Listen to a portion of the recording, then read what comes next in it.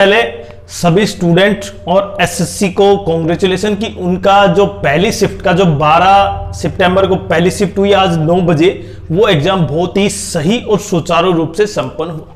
क्योंकि उसमें वो जो गड़बड़ी जो सिलेक्शन पोस्ट और स्टैंडो में थी उनसे संबंधित वही गड़बड़ी यहाँ पे बिल्कुल भी नहीं देखने को मिली, जिसमें पेपर में क्वेश्चन सही नहीं रिप्रेजेंट हो रहे थे, ऑप्शन गड़बड़ थे, ऐसा कुछ भी नहीं था। आज बिल्कुल सही, सुचारू और बिल्कुल दुरुस्त पेपर हुआ।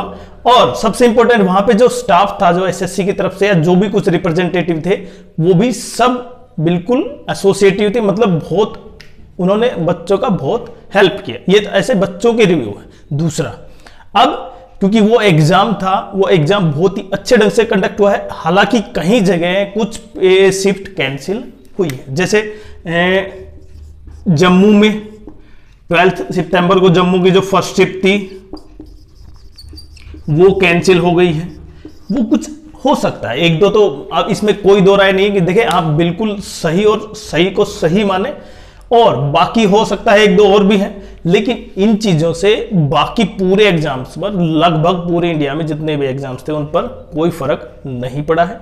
दूसरा क्वेश्चन, अगर मैं पेपर का रिव्यू दूं तो पेपर का रिव्यू हम दे नहीं सकते, इसीलिए सबसे इंपॉर्टेंट केवल बच्चों को, जो बच्चे अब क्योंकि एग्जाम अब उनके बाद में है तो उनके लिए, क्योंकि 1 सितंबर का पेपर बहुत ही अच्छे ढंग से कंडक्ट हुआ है, उसमें कोई इश्यू नहीं थे। सबसे बड़ा कांग्रेचुलेशन एसएससी को कि उनके सामने जो स्टेनो और सिलेक्शन पोस्ट में जो गड़बड़ी हुई थी उनको उन्होंने ठीक कर दिया। जो उन्होंने एश्योरेंस दिया था हर चीज के लिए, अब वो ठीक हो गया है। और स्टूडेंट के लिए कांग्रेचुलेशन इसलिए भी बनता है कि उन्होंने लगातार टिके रहे, पढ़ते रहे इन सब गड़बड़ के बावजूद भी, क्योंकि नहीं आपको पता है कि सिलेक्शन पोस्ट में और स्टैंडो में जो गड़बड़ हुई थी उसे देखते हुए बच्चे कहीं ना कहीं विश्वास खो बैठते, लेकिन बच्चों ने भी विश्वास रखा और पढ़ाई पे बिल्कुल फोकस किया। अब उनकी पढ़ाई पर बिल्कुल सही रिजल्ट आया, क्योंकि पेपर एसएससी सिलेबस के अंडर है। अब ये बिल्कुल क्लियर है कि पेपर जो हुआ है वो एसएससी का जो सिलेबस है सीजीएल का, उसके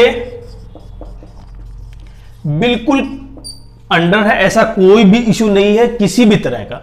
और सबसे इंपॉर्टेंट कि जो बच्चे बाद में अब पेपर देंगे 12, 13, 14 को बाद के शिफ्टों में, उनके लिए एक सबसे बड़ा विकल्प यही है कि केवल आप अपनी तैयारी को और दुरुस्त करें और अच्छे ढंग से पढ़ें, जिससे कि आप उस कंपटीशन में बने रहे। और करने के लिए आपके पास केवल एक विकल्प है, आपकी मेहनत, और अपनी मेहनत के जरिए ही कहीं ना कहीं आप सिलेक्शन पा सकते हैं। तो बाकी अब एसएससी का जो एग्जाम कंडक्ट से संबंधित जो इशू थे उसमें कोई डर नहीं है, बच्चे घबराए नहीं, बिल्कुल सही ढंग से एग्जाम हो रहे हैं।